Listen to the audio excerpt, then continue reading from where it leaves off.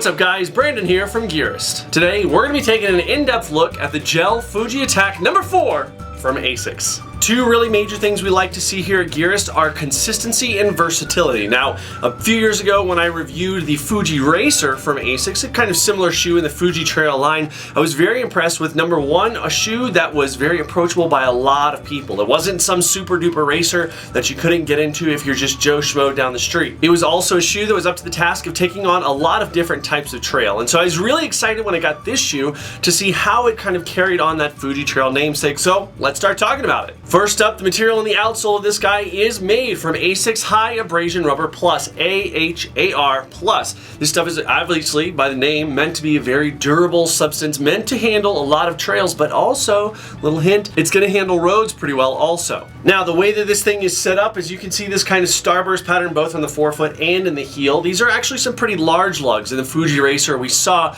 they were kind of angular lugs that were a little pointed, like spikes almost. And in this case, they're much broader, and this will come to that point I mentioned a second ago about it being okay for roads. These lugs are quite well spaced, and also they've got some nice flex grooves built into it that go up into the midsole. You can see particularly in the forefoot where those really affect the action of the shoe. As you get into the midfoot, you can see it's not quite so much, and we're going to be talking about that in a second when we get into the midsole and then into the ride section. What stood out to me most about this outsole setup is the large flat lugs. Now, these handled a lot of trails really well, especially groomed stuff, a lot of jagged rocks and things like that.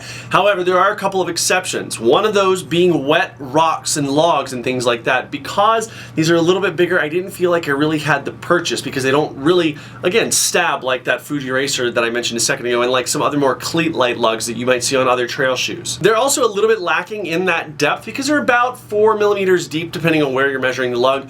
They don't handle that depth material very well. So if it's loose material where you really want something to stab in there and to grab what's underneath, you might have a little bit of a hard time on that type of more technical terrain. But what they are good for, apart from groomers and things like that and really nicely well buffed out trail, is road. Now, this is not a road shoe. They don't sell it as a hybrid shoe or anything like that. This is strictly my opinion. And why I say that is because, again, these wide, broad lugs, they're going to allow you to really land in a very stable way on the ground. They're also not going to wear down as quickly as something that sits out farther and might get just rubbed off really fast. Now, I'm not saying that you're not going to wear this down on road because it is a full rubber, full contact outsole, but it's going to be able to handle that kind of hybrid type material where you might want to go from your house, run on a path or a sidewalk or road or something to a trail. Once you get there, go on the trail and then run back home. I myself have done about 5 miles out of the 35 or 40 that I did to test this shoe on road, and the wear is pretty much none to speak of. I mean, there is wear here on the lateral midsole right about here where we would expect to see it in a shoe like this,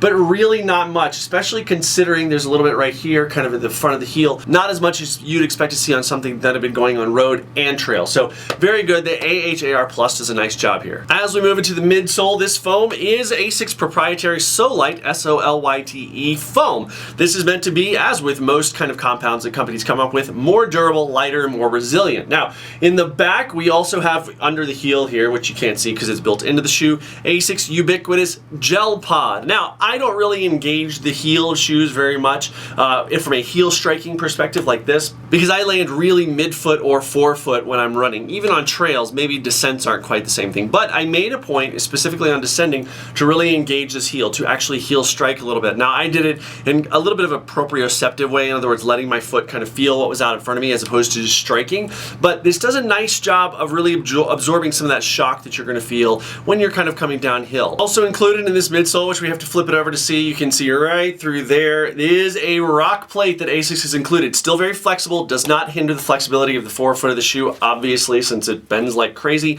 but it does a nice job of protecting you up against really sharp rocks that are going to be jabbing through or anything like that. I really didn't notice any problems. I mean, of course, you're going to feel rocks underfoot. It doesn't really deaden ground feel, but it does a nice job of protecting the foot. Another technology embedded in the midsole of this shoe is Asics Trusstic System. Now you can see it right here, this kind of gray part right there, and then again this little Y section down here on the bottom, and on the medial side it's a little more evident. Now what that is meant to do is to provide a lot of torsional rigidity, which it does a nice job of, torsional rigidity to the shoe without adding a lot of extra foam or material. So it allows them to keep the weight down and things like that, and weight is something that we will talk about later on. I found this did a nice job of maintaining that torsional rigidity where you really want it on some trails. However, However, as you'll notice, you know, in the forefoot, this is nice and flexible. As we get to the midfoot, that flexibility kind of goes out the window. Yes, you can bend it if you really put the screws to it. And people might say, well, your heel doesn't bend. Yes, your heel does. The whole entire foot bends. It's not as much as obviously the forefoot or the toes or something, but the whole foot needs to be able to act as a foot. This prevents that a little bit. Now, some might like that. For me, I would like to see a little more flexibility, at least back to the front of the heel. But I do understand where they're going from with this and maintaining some of that torsional rigidity without adding a bunch of extra material and weight. For my fellow spec heads in the crowd, this is a 27 and 17 stack height shoe for a net drop of 10 millimeters. Now, my kind of threshold where I like to see shoes is 6 millimeters and below. This is 10 millimeters, a little bit higher than I might like to see, but I didn't really notice because on trail you tend to stay, since it's such variable terrain, up on the midfoot or forefoot. Now, one thing that I will say that could shave some weight, which again I'll touch on in a second, is getting rid of some of this heel material. You can easily get rid of some of that, maintain the cushioning, lower the drop, and shave off some weight. Now let's get into talking about the upper of the shoe, which is a bit of a puzzle to me, so bear with me. The first thing we're talking about is the mesh that overlays the vamp, which is this area right here, as well as the tongue. It's a pretty open mesh that actually breathes really well. It's impressive, and it is backed by a finer lining in this area, which is going to help to keep out debris. Now, the tongue is actually backed by quite a bit of foam. Obviously, that's to protect from these laces cutting in, because these are kind of narrow laces. They're kind of thin, like spaghetti-like, but it's maybe a little bit too much foam. And the reason that I say that and point that out is because we need to shave some weight in this shoe, because things like this add up to more unnecessary weight that is thrown on a shoe. It's not just this shoe, any shoe. When you begin adding things like foam, yes, you're shaving a fraction of an ounce here or there, adding a fraction of an ounce here or there, but those things add up. Now, as we move up the tongue, we move to this thing right here, the lace garage, which I actually really like. It's a good execution of it. It's where these laces just kind of fold up. You shove them up under this little elastic pouch at the top of the tongue. One great thing about this is that it falls above where the laces are going to tie, unless you use this back eyelet right here. Falls above where those laces are going to tie, so it's easy access to get those laces shoved up in there so they don't bang around or what have you. The interior of this shoe is not seamless. However, I will say that it is very comfortable against a bare foot. I don't really run sockless, but I have been in sockless in this just for testing purposes, so I could tell you lovely people. Part of that comfort comes from Asics monosock semi-booty system, which is inside. Basically, if I had to point to you, it's kind of hard to show. The booty stitch is right here, so the whole front 2/3 of the foot is in this really elastic booty, which does a nice job of just holding the foot. We've talked about this in other shoe models before, where it doesn't like hold down on the foot, but you feel this sense of being cradled a little bit. So that's a nice fit aspect right in there. As we move to the back of the shoe, the heel counter right here is quite rigid, like very rigid. And so it does a nice job of forming a good heel cup, and all that is topped by this collar right here, which has a reasonable amount of foam. I think they could maybe lose a little bit of foam in this area, just shave it down just a little bit to shave just a little bit of weight. Now here comes my puzzlement with the shoe. As you can see just by looking here, we've got mostly, pretty much all stitched on overlays, and I don't get it. All companies, even Asics, are moving away from stitched on overlays. Now, on the one hand, this thing is beefy as hell. I mean, you're really gonna have a hard time beating this up. The only place you've got these kind of TPU overlays back here that you would think would be bonded, printed, or welded on, in addition to being bonded, but they're still stitched. So there's a lot of stitching. This is like heavy faux leather right in here. The toe cap, while beefy, is also stitched on.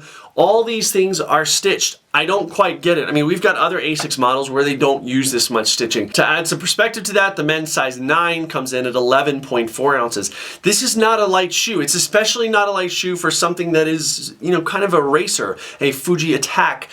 I don't quite understand that. I think they could save a lot of weight, again, by some of the things I mentioned. Shave a little bit of foam off the back of here, some foam around back here, maybe make the heel counter a little less rigid, at least up top, shave some of the material out of the midsole right here. But one of the primary things is going to be this upper. You can still get away with having a really beefy and hardcore solid upper without all this stitched on stuff. Again, it's really durable. It's not going to get beat up very quickly or easily.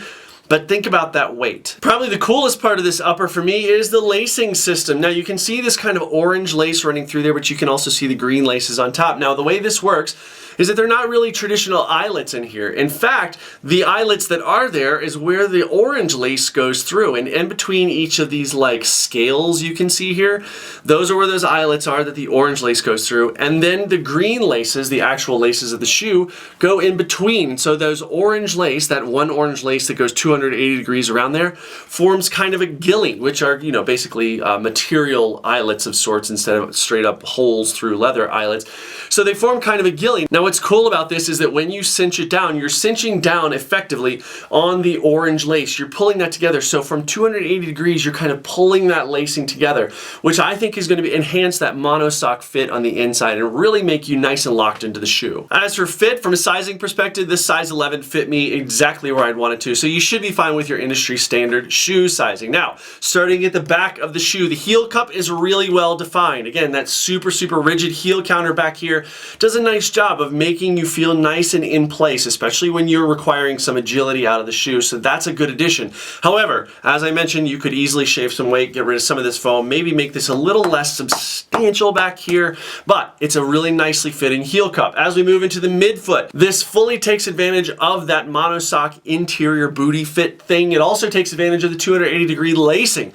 I felt like this really hugged my foot very nicely. I will say though, that if you have a wider foot, this is probably well worth trying on ahead of time. So if you shop from a local running shop or if you shop online, just make sure you can return something or exchange it if you need to. As we move into the forefoot, weirdly on the medial side, that would be the inside of the foot here, I felt very comfortable. My toes had plenty of room to splay in there and kind of wiggle around.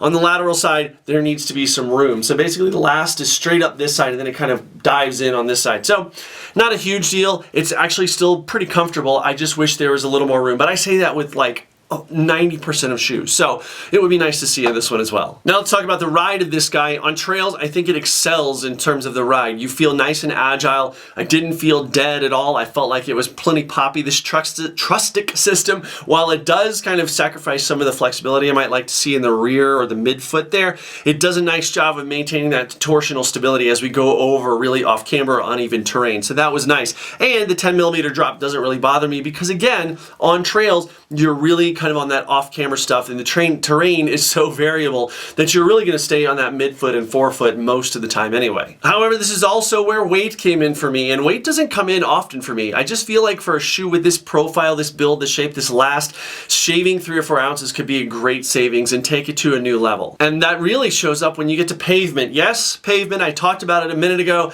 and now let's talk about it again. On pavement, I felt like this did a nice job with maintaining not any sort of unstable feel because you're up on top of tall lugs. This feels really solidly connected to the ground, but it is a little bit sluggish and unresponsive on roads. I'm not exactly sure why. I just didn't feel like I had that pop. However, again, while this isn't marketed as a hybrid shoe, I feel like it would do a good job getting to or from the trails by way of a path, a sidewalk, a road, or what have you. As with its earlier cousin, the Fuji Racer, I do feel like that this is once again a very approachable shoe. A big reason for that is that it's the Asics brand. People are very familiar with it, and they're very familiar with the materials they use, including the gel cushioning, which once again appears in the heel of this shoe. Also, it's a super versatile shoe. You're going to be able to take this on a lot of different trail conditions, especially those which you're more likely to find in your just kind of local path or trail through the forest or something like that. When you get to more technical terrain, obviously you may want to seek out something that's a little more deep lugged or a little more aggressively lugged, but this does a really nice job, and you've got that added benefit of having to be able to take this on pavement if you need to. And probably one of the most attractive things about this shoe to a lot of people is the price tag. Now, the original retail on this was $110, but we have it for much less than that. You can check the buy links down in the description or over at Gearist.com because we found it for less than $80. So definitely check it out if it's something that interests you. Now don't go anywhere, but before we give you the question of the day, we want you to go ahead and like and favorite this video, and if you don't mind, subscribe to our channel so you get all our updates as they become available to you guys. My question of the day for you is, do you look for a hybrid trail shoe? Do you look for something that's going to be able to take you to and from the trail, or do you just look for something that's ready for the trail? Let us know down in the comment section section below. Thank you guys so much for spending a few minutes with us today. If you've got any questions at all, don't hesitate to let us know by either emailing info@gearist.com or leaving a comment down below. We'd love to hear from you. You can also follow us on all our social media outlets, which you can see right here. Comment, tweet at us, Instagram at us using the hashtag #I'mAGearist, and also be sure to subscribe to our channel. If you've got any questions at all, guys, let us know. We'd love to have them up on the Ask Gearist segment of this channel. Thank you so much for spending a few minutes with us today, and we'll see you next time.